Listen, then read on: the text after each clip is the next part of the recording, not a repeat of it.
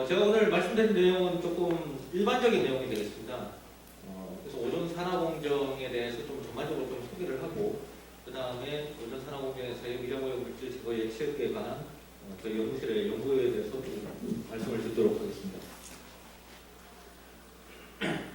네, 발표 순서는 다음과 같습니다. 일단 오존 기반 산화공정의 원리 및 개요에 대해서 말씀을 드리고요. 그 다음에 이제 오존 기반 산화공정이 현장에서 어떻게 운영이 되는지, 그 다음에 미량오염 물질 제거 예측 기술, 그 다음에 마지막으로 결론에 대해서 말씀드리겠습니다. 먼저 오존 기반 산화공정의 원리 및 개요에 대해서 말씀드리도록 하겠습니다. 일반적으로 이제 미래의 물문제 좀 큰 주제에 대해서 슬라이드를 준비했는데요. 미래 물문제를 생각할 때 가장 큰 두 가지 이슈가 개인적으로는 이제 기후변화하고 그다음 미량오염 물질이라고 생각을 합니다. 기후변화는 이제 최근 이제 큰 이슈죠. 그래서 이제 저탄소, 저에너지 기술에 대한 이제 지속적인 이제 수요가 있습니다. 그런데 반대로 환경적으로 봤을 때는 이제 신종오염 물질에 대해서 계속 이슈가 제기가 되고, 그다음에 환경 규제가 강화되고 있습니다. 근데 이제 이 두 가지가 어떻게 보면 서로 상충하는 거거든요. 이제 에너지를 이제 되도록 적게 쓰고 해야 되는데, 사실 미량오염 물질을 처리하기 위해서는 이제 고도 처리를 해야 됩니다. 그래서 보다 에너지 인텐시브한 기술들이 필요로 하게 되어 있습니다. 그래서 이런 딜레마를 어떻게 해결할 수 있을까? 그 해법 중에 하나가 현재 진행하고 있는 그런 고도 처리 기술, 새로운 기술을 개발하는 것도 이제 하나의 대안이 되겠지만은, 기존 기술을 최대한 효율적으로, 에너지 효율적으로 활용을 해야 된다. 그게 이제 어떻게 보면 하나의 대안이라고 볼 수가 있겠습니다. 미량오염 물질을 살펴보면 사실은 이제 우리나라도 이제 수질 기준, 먹는 물 수질 기준입니다. 먹는 물 수질 기준이 계속 이제 강화되어 왔는데요. 여러 가지 사건 사고들을 겪으면서 이제 강화되어 왔습니다. 보시면 이제 1990년대 이제 낙동강 페놀 유출 사고를 계기로 해서 사실은 정수 처리장에 이제 고도 처리 기술들이 이제 계속 확대 적용되어 왔고, 그 다음에 일사 다역산이라든지 최근에 과울화합물 이런 것들이 미량오염 물질들이 계속 이제 이슈가 되고 있습니다. 낙동강 수계에서 가장 많이 이제 이슈가 되고 있고요. 그 다음에 한강 수계에서도 이제 약물질이라든지 이런 것들이 계속 검출이 되고 있습니다.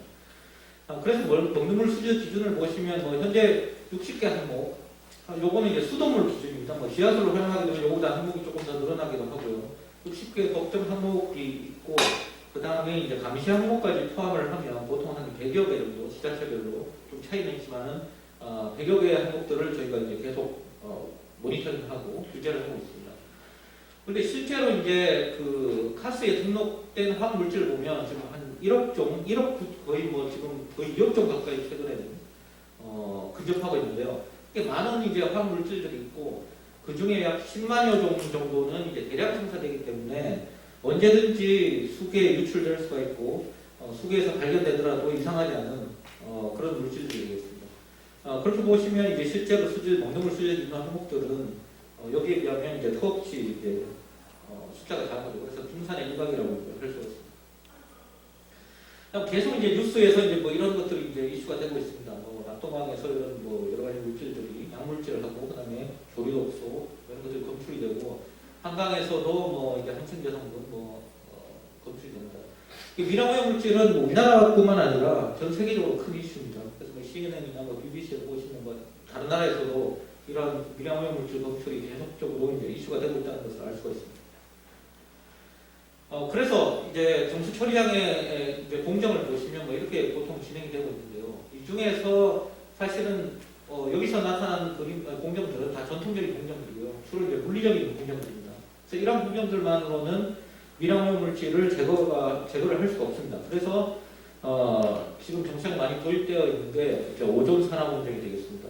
그래서 보통 이제 요 위치나 아니면 요 위치에 오존을 이제 주입을 하는데요.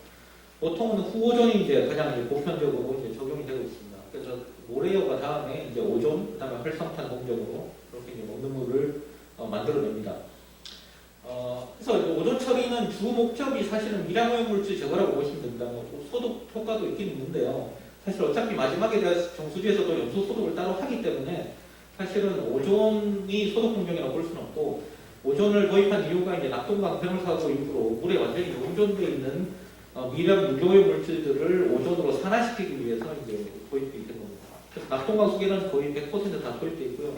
수도권에서는 약 한 40, 50% 정도 중국장이 이제 도입되어 있습니다. 전라도 지역은 거의 도입이 안 되어 있습니다. 왜냐하면 원수가 워낙 깨끗하기 때문에 이런 사고들이 별로 없었어요.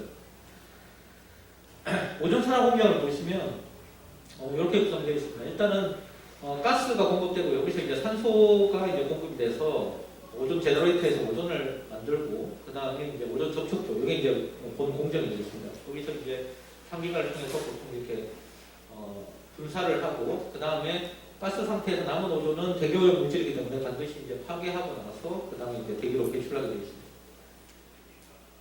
실제로 오존 접촉조를 보시면 이렇게 요거는 이제 오존 제너레이터고요. 방전을 통해서 이제 생성을 하고 요거는 부산 덕산정 수장인데 이렇게 디퓨저 형태로 이렇게 접촉조에서 이렇게 오존을 분사하고 있습니다. 근데 최근에는 이렇게 분사하지 않고요.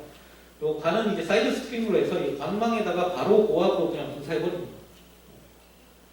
그래서 접촉조는 이렇게 이제 사실 좀 꾸불꾸불한데 이게 PFR로 보시면 됩니다. 들어와서 이렇게 이 물기를 따라서 이게 어느 정도 한 체류 시간 약 15분에서 45분 정도 거치면서 반응을 하고 이렇게 빠져나오게 되겠습니다. 자, 오존을 물속에다가 분사를 하게 되면 이제 어떤 일이 나냐면 오존이 이제 중성 이상의 이제 pH에서는 이제 불안하기 때문에 자가 분해를 겪게 됩니다. 그래서 오존이 분해되면서 여러 가지 라디칼들이 많이 생성이 되거든요. 그래서 이제 보시면 중요한 거는 요 OH 라디칼입니다. 그래서 오존이 오염물질 같은 경우 예를 들면 N이 이제 유기물인데요. 오존하고 유기물이 이제 직접 반응하기도 하고 오존이 분해되면서 생성된 OH 라디칼하고 유기물이 반응하기도 합니다. 그래서 오존 산화공유에서 오염물질, 미량 오염물질이 제거되는 경로는 크게 이제 두 가지로 볼 수가 있는데요. 오존하고 직접 반응해서 산화가 되거나 아니면 오존이 분해돼서 생성되는 OH 라디칼하고 반응해서 산화가 되거나 이제 둘 중에 하나가 되겠습니다. 근데 보통은 이제 이 자발적인 오존 분해 반응이 보통 반감기가 원소에 따라 다른데요. 한 5분에서 한 10분 정도 그 사이로 이제 분해가 되고요. 그래서 이제 요 OH 라디칼이 또 생성되는 일들도 사실 원소에 따라서 이제 여러 가지 좀 차이가 납니다. 그래서 오존과의 반응은 보시면 이제 오존도 강한 산화제지만은 OH 라디칼에 비하면 약한 산화제이기 때문에 반응이 조금 선택적입니다. 그래서 어떤 오염물질은 오존하고 빠르게 반응하는데 어떤 오염물질은 느리게 반응합니다. 근데 OH 라디칼 같은 경우에는 오염물질 상관없이 비선택적으로 빠르게 반응하게 되겠습니다. 그 다음에 오존 산화공유에서 유기오염물질 분해의 이제 키네틱을 위에 보시는 식과 같이 그럼 간단하게 나타낼 수가 있거든요. 아까 두 가지 패스웨이에 의해서 이제 분해가 된다고 했기 때문에 또 P라고 하는 게 이제 오염물질인데 오염물질 이제 분해 속도는 이제 요거는 이제 오존과의 반응에 관한 텀이고요. 이건 OH 라디칼과의 반응의 텀입니다. 그래서 오존 노출량, 그다음 OH 라디칼의 노출량과 그다음 각각의 이제 속도 함수로 이제 간단하게 표현을 할 수가 있습니다. 그래서 실험실에서 이제 오존의 노출량, 공정 안에서 이제 오존의 노출량은 다음과 같이 이제 계산을 할 수가 있는데요. 이제 반응 시간에 따라서 오존이 분해되는 패턴이거든요. 이렇게 이제 분해가 되는데 요 값을 이제 적분하게 되면 이제 오존 노출량을 알 수가 있습니다. OH 라디칼 노출량 같은 경우에는 사실은 직접적으로 측정하는 방법은 없고 간접적으로 측정하게 되는데 요 OH 라디칼과만 이제 반응을 하는 어떤 프로브 컴파운드를 물에다가 타서 그 프로브 컴파운드가 분해되는 패턴을 가지고 이제 계산을 할 수가 있습니다. OH 라디칼 계산을 할 수가 있습니다. 그러면 사실은 요 오염물질 분해 정도를 위에 식을 통해서 이제 알 수가 있는 거죠. 요 반응속도 상수는 웬만한 오염물질에 대해서는 다 이제 알려져 있고요. 알려지지 않은 경우에는 실험실에서 쉽게 구할 수가 있습니다.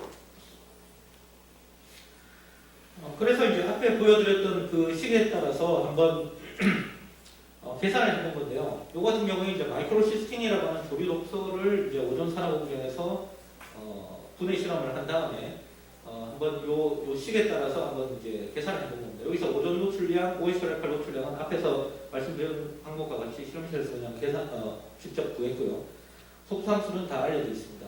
그래서 요 이제 심볼이 이제 실험값이고요. 요 라인이 이제 요 식을 통해서 이제 계산한 값입니다. 보시면 이제 아주 잘 맞는 것을 보실 수가 있죠. 그 다음에 오존 산화 공정 같은 경우에 사실은 다음과 같은 이제 오염물질을 분해하는 데는 조금 한계가 있습니다. 보시면 이제 지오스민 2MIB 같은 경우에는 이제 수돗물의 이제 만냄새 물질이거든요.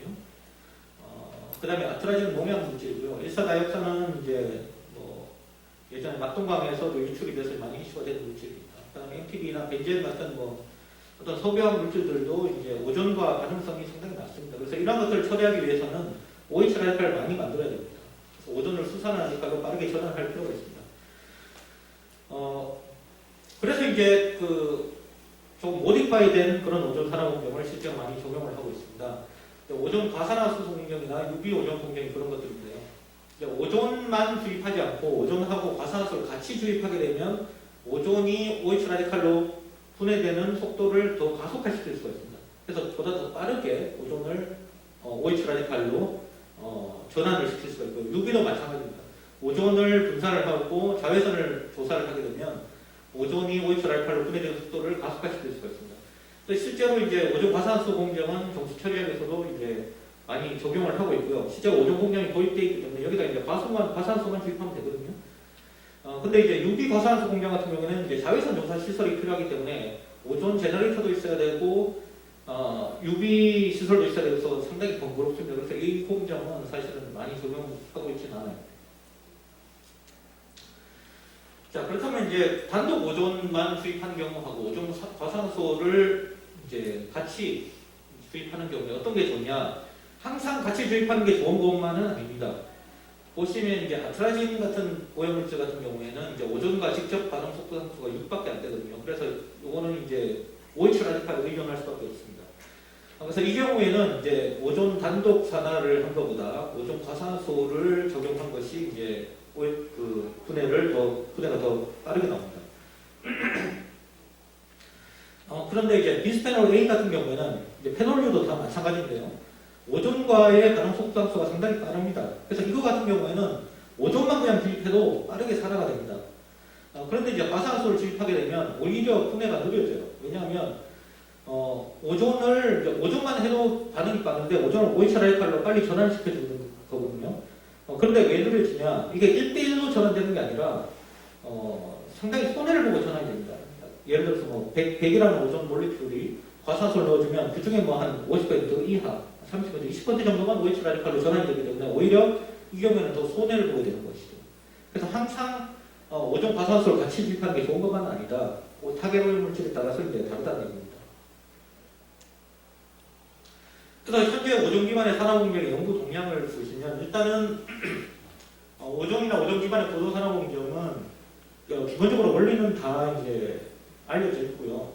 메커니즘하고 여러 가지 뭐 장치 반응기 설계에 대한 연구도 이미 끝났습니다. 그래서 이미 상용화되어 있는 기술입니다. 그래서 이제 최근에는 이제 신종 미량 오염 물질 분해에 대한 연구들은 지속적으로 이루어지고 있고요. 왜냐하면 새로운 이제 그 오염 물질들이 계속 등장하다 보니까 그런 오염 물질의 이제 속도 상수라든지 오존 산화를 했을 때 어떻게 분해되는지, 일단 수산물이 어떤지 그런 내용들은 이제 계속 이제 새로 업데이트를 해야 되기 때문에 그런 연구들은 계속 진행되고 있습니다. 오존 기반 산화 공정의 운영에 대해서 좀 말씀을 드리도록 하겠습니다. 실제로 이제 우리나라에 국내에 이제 도입된 오존 산화 공정입니다. 이제 여러 정수장들인데요. 또 이렇게 파랗게 표시하면 광역 정수장이고 이제 규모가 상당히 큰 정수장이고요. 그렇지 않은 까만색은 이제 조금 규모가 작은 정수장이 되겠습니다. 그래서 상당히 많이 이제 도입되어 있고요. 아까 말씀드렸듯이 낙동강 수계에서는 거의 다 100% 다 도입이 되어 있습니다. 근데 실제로 이제 운영을 어떻게 하고 있냐? 사실은 운영은 상당히 그냥 잘 효율적으로 운영이 되고 있지 않습니다. 여기는 이제 공무원분들은 없으시겠지만은 정수장이 이게 또 이게 한식이다 보니까 사람들이 사실 공무원들 가기 싫어하는 그런 장소거든요. 그래서 그냥 진짜 대충 운영이 되고 있고 사실 상시 운영이 원칙인데 상시 운영도 제대로 이루어지지 않고 있습니다. 사실. 그래서 서울시 같은 경우에는 그나마 어느 정도 가이드라인이 있습니다. 그래서 보시면 이게 이제 조경표거든요. 보통 보면 이제 주요 운영 인자는 오존 주입 농도입니다. 그러니까 어느 정도 몇 ppm의 오존을 주입할 것인가 하는 거거든요. 그래서 가장 이제 좀 이슈가 되는 게 지오스민 2MIB 이제 만냄새 물질이에요. 그러니까 뭐 다른 독성 물질보다 이런 물질들이 가장 더 이슈가 됩니다. 왜냐하면 수돗물에서 냄새가 나면 금방 민원이 들어오기 때문에 가장 이제 그 공무원들이 신경 쓰고 있는 물질입니다. 뭐 독성 물질, 뭐 조류독들 뭐 맛냄새 안 나거든요. 근데 독성은 훨씬 높아요. 근데 그런 것들 별로 신경 안 씁니다. 그래서 요 지오스민 투영합이 농도에 따라서 이렇게 농도가 검출이 될 경우에는 이 정도 오존을 주입을 해라 하는 어떤 조경표를 미리 만들어 놨어요. 아마 이제 사전 실험을 통해서 이런 조경표를 만들어 놨을 거라고 이제 생각을 합니다. 그다음 부산시 같은 경우에도 이제 그 원수의 어떤 DOC 농도에 따라서 이런 연산식이 있고요. 뭐 이렇게 조경표가 있는데 실제로 문의해 보니까 이 조경표는 이제 과거 한 10년 전에 만든 거고 실제로 이렇게 운영을 하지 않고 상당히 경험적으로 운영을 하고 있었습니다. 부산시, 서울시 말고 다른 지자체에서는요 이런 조경표조차도 없고요. 그냥 뭐 한 1ppm 오존 그냥 이제 주입하고 있고 어떨 때 조금 약간 뭐 좀 냄새가 난다. 그럼 한 2ppm 그냥 올리고 그냥 아무 기준 없이 그렇게 이제 운영을 하고 있습니다. 자, 그래서 원수 수계를 따서 오존분해 노동인데요. 원수 안에는 이제 자연유기물질이 있기 때문에 이런 자연유기물질이 오존과 이제 반응을 합니다. 그러다 보니까 이제 오존 분해 패턴이 원수에 따라서 다 다르게 나타납니다. 보시면 이제 뭐 이거 낙동강, 그다음 한강 이런 데서 이제 물을 샘플링해서 오존 분해 패턴을 이제 한번 이거 살펴보면 시간에 따라서 이렇게 분해가 되는데요. 보시면 이제 다 분해 패턴이 다 다르게 나타나죠. 근데 대략 보시면 DOC 농도가 높은 물에서 오존이 빠르게 분해됩니다. 왜냐하면 이제 물 속에 있는 자연유기물질하고 오존이 이제 반응을 하기 때문에 대략 그렇게 나오고요. 근데 실제적으로 그러면 DOC 농도만 높으면 무조건 오존 분해가 빠르게 나타나냐 원수에서 그런 것만은 아닙니다. 요거는 이제 저희가 이제 한 3가지 다른 원수에서 DOC 농도를 똑같이 맞췄습니다. 이 ppm을 맞추고요. pH, 알칼리도 이걸 다 이제 다 맞췄어요. 똑같이 맞췄어요.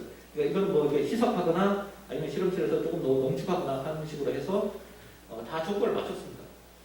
그런데도 불구하고 사실은 오존 노출량이나 오이철알칼 노출량은 저희가 프로브 컴파운드 타서 이제 측정을 한 거거든요. 그게 다 다르게 나옵니다. 그러니까 왜냐하면 같은 농도의 DOC라도 사실 오존과의 반응 특성이 다 다르거든요. 그래서 이게 오존을 오이철알칼로 전환시키는 그 전환율도 다 다르고요. 그러다 보니까 DOC가 같다고 하더라도 사실은 이 산화제 노출량들이 다 다르게 계산이 됩니다. 자, 그래서 운영 같은 경우에는 실제 정수장에서 사실은 상당히 비효율적으로 운영하고 있다. 조경표를 가지고 있는 거는 이제 뭐 서울시, 부산시도 사실은 뭐 이대로 운영도 안 하고 있고요. 그 다음에 한번 조경표를 만들면 이게 끝이 아닙니다. 왜냐하면 원수가 계절별로 다 이 수질이 다르게 들어오거든요. 그렇기 때문에 그런 것들을 이제 좀 플렉서블하게 반영을 해야 되는데 전혀 그렇게 하지 않고 있고요. 상당히 그냥 러프하게 그런 식으로 이제 운영을 하고 있습니다. 그래서 제대로 관리를 하려면 오존하고 수산화라디칼, CT값, 그러니까 아까 노출량이죠. 그것을 이제 상시적으로 계속 모니터링을 하고 있어야지 지금 이 정도 운영 조건에서는 미량 오염 물질, 예를 들어서 페놀이 들어왔을 때 몇 % 제거가 됐다 하는 것들을 정확히 알 수가 있거든요. 근데 지금은 정수량에 가서 자, 지금 운영 조건에서 만냄새 물질, 예를 들어 2MIB가 이 정도 들어오면 몇 % 제거되고 그런 거면 아무도 모릅니다. 모르죠, 당연히. 그러니까 그런 식으로 이제 운영을 하고 있는 거죠. 자, 그래서 이제 더 효율적으로 오존 산업 공정을 정정해서 운영하기 위해서는 이런 미량 오염 물질 제거 예측 기술이 필요하다 하는 것을 이제 말씀해 드리겠습니다. 자, 아까 보여드렸던 그 수식인데요. 오염 물질 제거 정도는 오존 노출량, 오이철알칼 노출량을 통해서 계산할 수 있다고 이제 말씀을 드렸습니다. 오존 노출량은 시간에 따른 오존 분해 패턴, 이쪽 부분을 전분해서 알 수가 있고요. 오이철알칼 노출량은 이제 오이철알칼 프로브 컴파운드를 물에다 타서 이제 측정을 할 수가 있습니다. 근데 이제 실험실에서는 이렇게 측정을 할 수가 있는데 현장에서는 사실은 이렇게 측정하기가 힘들죠. 현장에서 이제 시간에 따라서 오존의 분해 패턴을 계속 모니터링 하고 있는 게 아니거든요. 초기 주입 농도 알고 마지막 끝단의 농도는 알고 있습니다. 이게 이렇게만 모니터링 하기 때문에 이게 이렇게 분해했는지 저렇게 분해했는지 모릅니다. 그래서 현장에서 오존 노출량을 정확하게 측정을 하는 게 불가능하고요. 그렇지만 기술적으로는 가능합니다. 중간중간에 반응들 중간중간에 이제 오존 센서를 설치를 하면 사실은 이런 패턴을 읽을 수가 있거든요. 근데 이제 오이철알칼 노출량 같은 경우에는 사실은 현장에서 측정하기가 거의 불가능해요. 왜냐하면 원수에다가 오이철알칼 프로브 컴파운드를 타볼 수가 없거든요. 근데 예전에 저희도 연구실에서 한번 현장 이제 실험을 하면서 콜부트 컴파니 한번 타서 한번 측정을 해보려고 그랬어요. 그래서 뭐 독성 물질을 이게 정찰 현장에서 탈 수는 없으니까 뭐 예를 들어서 뭐 비타민 C라든지 아니면 뭐 이게 음식 우리 뭐 이게 식용으로 할 수 있는 그런 것들 한번 타서 이런 걸 한번 측정해 보려고 했는데 그것조차도 절대 안 된다고 합니다. 뭐 그건 이해는 합니다. 그래서 실제로 현장에서 OH 라디칼 노출량을 측정하는 것은 거의 불가능하다고 볼 수 있죠. 그렇다면 이걸 정확하게 알기 위해서는 어떠한 식으로든지 모델식을 개발을 해서 계산을 할 수밖에 없습니다. 그래서 저희 연구실에서 한번 이제 생각을 해본 것이 자, 현장에서 오존 노출량이나 OH 라디칼 노출량을 측정할 수가 없다면 한번 계산을 할 수 있는 모델을 만들어 보자. 그렇다면 현장에서 측정할 수 있는 것들은 기본적인 어떤 수질 인자들이거든요.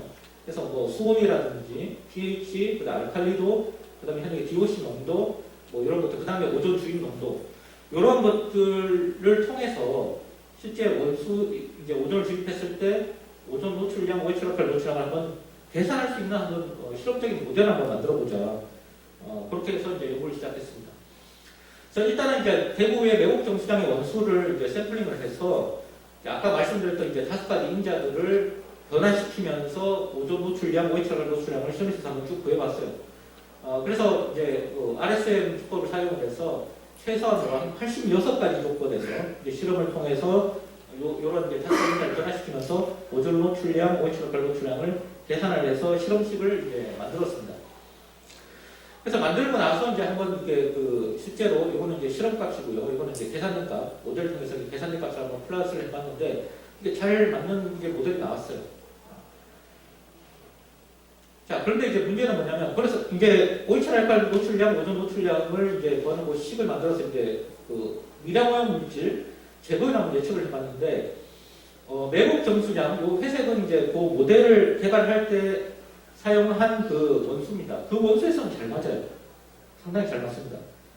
그런데 요 개발한 모델을 가지고 다른 원수에서 이제 미량오염 물질 제거율을 한번 예측을 해보니까 안 맞습니다. 그러니까 아까 말씀드렸듯이 여기 임명인자로는 DOC 농도만 들어가 있거든요. 근데 같은 DOC라도 원소에 따라서 다 특성이 다릅니다. 그래서 이 모델을 개발할 때 썼던 그 모델수는 상당히 잘 맞는데 다른 원수에서 이제 프리딕션을 하려고 하면 이제 벗어나게 되는 것이죠. 자, 그래서 그럼 그런 것들을 어떻게 해결할 수 있을까? 그 원수의 이제 특성과 상관없이 보편적으로 잘 맞는 모델을 만들 수는 없을까 해서 이제 한 가지 인풋 인자를 생각해 본 게 이제 익사이테이션 이미션 매트릭스라고 해서 현관 분석 그 결과를 한번 넣어보자 했습니다. 그래서 요게 이제 물속에 있는 유기물의 어떻게 보면 특성을 반영할 수 있는 뭐 그런 인자가 될 수가 있거든요. 뒤에서 조금 말씀드리겠습니다. 그리고 이제 정수량에서도 사실은 마음만 먹으면 손쉽게 뭐 한 몇 초 단위로 금방 이제 찍을 수 있는 측정할 수 있는 그런 어떤 인자가 되겠습니다. 그래서 기존 이제 그 입력 인자 외에 EEM이라고 하는 것을 이제 도입을 했고요. 그 다음에 실험 모델을 개발하는데 이전에는 그냥 그 RSM 모델로 그냥 이제 어떻게 보면 폴리노미얼한 그런 식으로 이제 모델을 만들었다면 이번에는 이제 머신러닝을 한번 사용해 봤어요. 왜냐하면 요 EEM이라고 하는 요 인자가 인풋 그 데이터가 상당히 많습니다. 거의 뭐 몇십 개에서 뭐 수천 개가 들어갈 수도 있거든요. 그래서 그런 것들을 식으로 그냥 다음 식으로 나타낼 수가 없어요. 그래서 이제 머신러닝을 이제 도입을 했고요.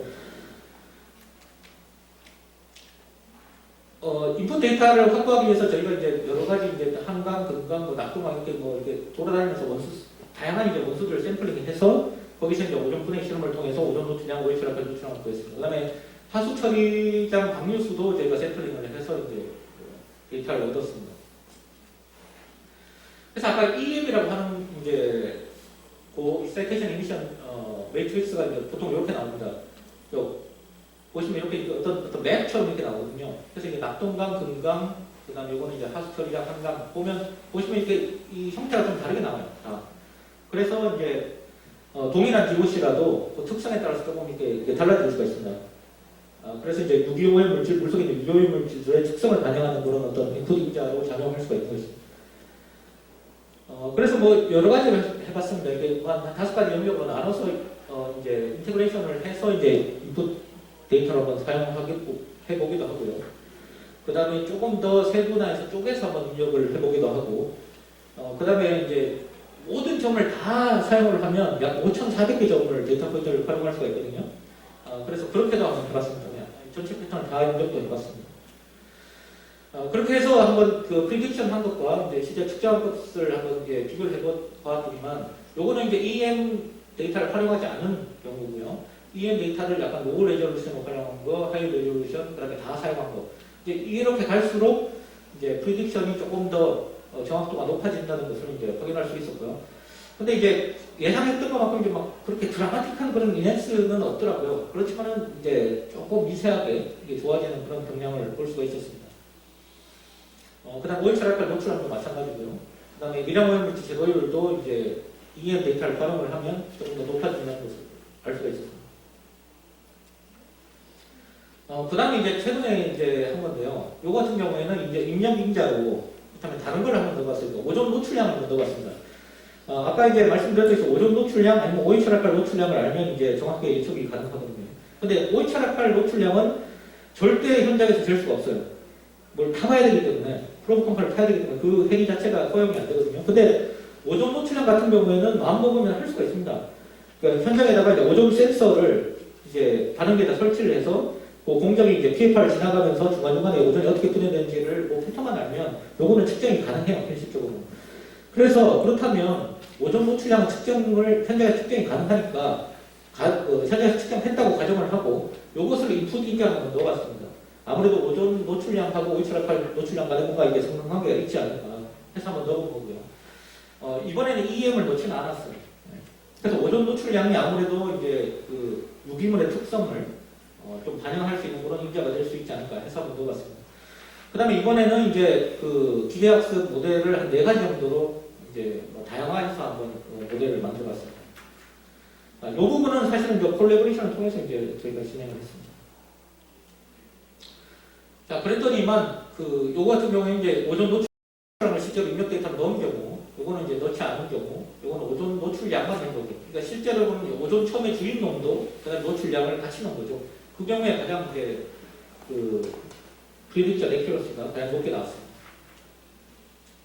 이건 랜덤 포레스트 모델이고요. 그 다음에 다른 머신러닝을 활용을 했을 때도 마찬가지로 2개를 같이 주입한 것이 가장 이제 좋게 나왔습니다.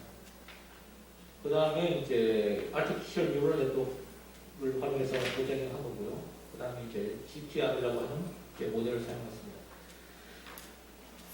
그래서 정리를 하면 오존 노출량과 오존 주입 농도를 동시에 인풋 데이터로 활용하는 것이 가장 예측 액큐러시가 높았다. 그래서 오존 노출량이 사실은 물속에 있는 유기물질의 어떤 특성을 반영하는 하나의 인자가 될 수 있다. 그런 사실을 알게 되었습니다. 시간 많이 갔죠? 네, 이제 거의 끝났어요. 예. 자, 그래서 이제 실제로 이제 현장에 적용하려고 하면 그 다음 단계는 뭘 해야 되냐? 이 모델을 이제 개발을 했다고 하면 그 다음에 사실은 이제 유동 흐름을 좀 반영을 할 수 있는 그런 모델을 만들어야 돼요. 지금은 사실은 완벽한 배치해서 잘 만드는 모델이거든요. 근데 실제로 현장은 이제 PFR이기 때문에 어떻게 보면 이제 유동 흐름이 반영된 건 아니에요. 그래서 이 모델에다가 유동 흐름을 반영하게 되면 이제 현장에서 적용할 수 있는 그런 모델이 개발되게 됩니다. 그거는 이제 저희 연구실에서 진행을 하고 있고요. 그다음 이 부분은 이제 시간이 없으니까 빠르게 넘어가도록 하겠습니다. 실제 현장에다가 한번 설치를 해본 거예요. 저희가 모델, 성남정수장에다가 풀스케일로 한번 설치를 해봤는데, 요 같은 경우에는 실제로 미량 오염 물질 제거 예측 모델을 적용한 건 아닙니다. 실제적으로 이제 궁극적으로 이제 적용을 하게 되면 뭐 이런 거죠. 예를 들어서, 자, 이 원수에서 지금 페놀이 유입이 됐을 때 페놀 90% 아니면 예를 들어서 95% 제거율을 목표로 한다 하면 오존 주입 농도를 얼마를 넣어야 되냐 하면 모델을 계산해서 1ppm 넣으세요 하면 1ppm을 주입을 하면 되는 거죠. 그런 모델을 이제 개발하는 게 궁극적인 목표인데 아직까지 거기까지 가지는 않았어요. 요거는 이제 뭐냐 하면 잔류오존 농도를 컨트롤하기 위한 모델입니다. 그래서 오존 적표표 다음에 나오는 게 이제 활성탄 흡착제인데요. 잔류오존이 많이 남아있으면 그 활성탄 흡착돼서 냄새가 엄청나게 납니다. 그래서 그 일하시는 분들이 싫어해요. 그래서 이제 아까 공무원들 제가 계속 이렇게 안 좋은 말씀을 드려서 그런데 그분들은 오염물질 분해도 이런 거보다 그 냄새나는 게 더 싫은 겁니다. 활성탄지에서. 그래서 이거를 최대한 맞춰달라. 활성탄지에서 냄새가 안 나게 오전 저쪽에서 오전이 완벽하게 좀 이렇게 최대한 0.05 ppm 뭐 이하 아니면 0.1 ppm 이하로 분해되도록 좀 맞춰달라. 그러면 초기 주입 농도를 얼마큼 해야 되겠느냐. 그래서 이제 그런 모델을 한번 저희가 이제 만들어 본 겁니다. 그래서 현장에 한번 적용을 해봤어요. 그래서 이게 성담정책에도 적용을 했고요. 그래서 보시면 이제 뭐 이런 겁니다. 현재 오전을 1ppm 주입하고 있는데 오전 저쪽을 지나니까 잔류 오전이 0.188 ppm이 남았어요. 그래서 이게 냄새가 난다고. 자, 그렇다면 목표 오전을 0.1 ppm으로 낮춰라. 그러려면 주입 농도 오전을 얼마로 해야 되느냐 계산을 하니까 이제 모델에서 계산하니까 0.66 ppm을 주입하면 0.1로 낮출 수 있다. 이게 계산이 된 겁니다. 그래서 0.66으로 현장에서 한번 주입을 해봤어요. 45분 뒤에, 이거는 이제 45분이 지나야지 이게 반영이 됩니다. 이게 전체 이제 체류 시간을 고려를 하면. 그랬더니만 잔류오전이 0.116 ppm이 나왔어요. 그래서 정확하게 맞추지 못했지만 그래도 어느 정도 그 정도 떨어졌죠. 그 다음 마찬가지 이제 현재 0.6 ppm의 오전을 주입하고 있는데 잔류 오전이 0.095 ppm이 나왔습니다. 그래서 이걸 0.05 ppm으로 떨어뜨려라. 그러면 이 정도 주입하면 된다. 계산이 되는 겁니다. 그래서 실제로 한번 주입해 봤어요. 그때 0.051 ppm. 이번엔 상당히 잘 맞췄죠. 모델이. 걔도 이런 것들을 이제 쭉 한 겁니다. 그래서 잔류 오전 농도를 맞추는 모델 정도까지는 현장에 충분히 적용할 수 있었죠. 그 다음에 이제 그러면 이렇게 주입할 때 실제로 관심 있는 거는 이러한 미량 오염물질이 얼만큼 제거되냐. 제거율을 예측하는 게 더 중요한 거죠. 그러니까 그런 거는 그냥 같은 다른 패널에 이렇게 알아볼 수 있도록만 이제 심었습니다. 대신에 이제 이걸로 컨트롤 하지는 않는 거죠. 그래서 뭐 유동 흐름이 중요하다고 하는 겁니다. 이거는 뭐 이게 실제로 이제 그 PFR 오존 접촉조에서 이제 물이 어떻게 이동을 하는지, 그다음 오존 농도가 어떻게 분포가 되는지 하는 것을 이제 보여드리는 거고요. 실제로 이제 오존 센서를 현장에다가 이제 심어가지고 오존 그 노출량을 계산할 수가 있거든요. 그 센서를 심는 위치도 상당히 중요합니다. 아무 때나 막 심으면 이게 결과가 달라져요. 그래서 이거를 한번 이제 CFD를 통해서 한번 계산을 해본 건데요. 요 위치, 뭐 여기 특정 위치입니다. 어딘지 잘 모르겠는데. 그 센서를 요거 설치하는 위치에 따라서 오존 분해 패턴이 이게 실제 측정되는 값이 달라져요. 그러다 보면 이제 오존 노출량 배상값도 달라집니다. 그래서 사실 이걸 설치를 할 때도 유동 흐름을 잘 고려를 해서 최적점에다가 이제 설치를 해야 된다 하는 것을 이렇게 보여주는 것입니다. 예, 마지막 슬라이드입니다. 요약을 해드리면 오존 산화 공정이 지금 많이 설치돼서 현장에서 적용되고 있는데요. 그 목적은 미량 오염물질을 제거하기 위해서 이제 운영하고 있는 것입니다. 그런데 실제로 현장에서 공정의 운영은 제대로 이루어지지 않고 있다. 상당히 경험적이고 아무 근거 없이 그냥 이제 운영을 하고 있습니다. 그러니까 상시 운영이 원칙인데도 상시 운영을 하고 있지는 않아요. 사실 뭐 이렇게 감시하고 있지 않을 때 그냥 뭐 꺼버리고 뭐 이렇게 하더라고요. 그래서 제대로 된 이제 운영을 하기 위해서는 이러한 미량 오염물질이 오존 산화 공정에서 얼만큼 분해되는지를 정확하게 예측을 할 수 있는 그런 어떤 모델이 필요하고요. 그래서 그런 것들을 이제 연구실에서 쭉 한번 해봤습니다. 그리고 이런 모델이 잘 개발이 된다면 오존 공정의 설계, 운영뿐만 아니라 설계도 활용할 수가 있거든요. 애초에. 근데 지금 설계도 사실은 엉터리로 하고 있어요. 다 해결하는 점 똑같습니다. 모든 정시장 가도 오존 산화 공정의 모양이 다 똑같이 나와요. 그럼 뭘 기준으로 이렇게 설계하느냐? 특별한 기준이 없습니다. 그냥 최대 오존 주입량 3ppm까지 주입할 수 있게끔 뭐 그렇게 설계를 했다. 뭐 잔류오전이 3ppm 주입했을 때 잔류오전이 뭐 0.05 ppm 이하로 남도록 설계했다. 뭐 이런 소리만 하고 있고, 그렇게 설계하면 예를 들어서 뭐 미량 오염물질 예를 들어서 뭐 페놀 아니 일사다이오산이 들어왔을 때 몇 ppm 오존을 주입하면 그게 얼마만큼 제거할 수 있냐, 뭐 이런 스펙이 전혀 없어요. 그래서 이런 것들을 이제 계산하기 위해서는 이런 정확한 시뮬레이터의 개발이 절실하다. 그게 이제 어떻게 보면 발표의 핵심이 되겠습니다. 이상으로 발표를 마치도록 하겠습니다.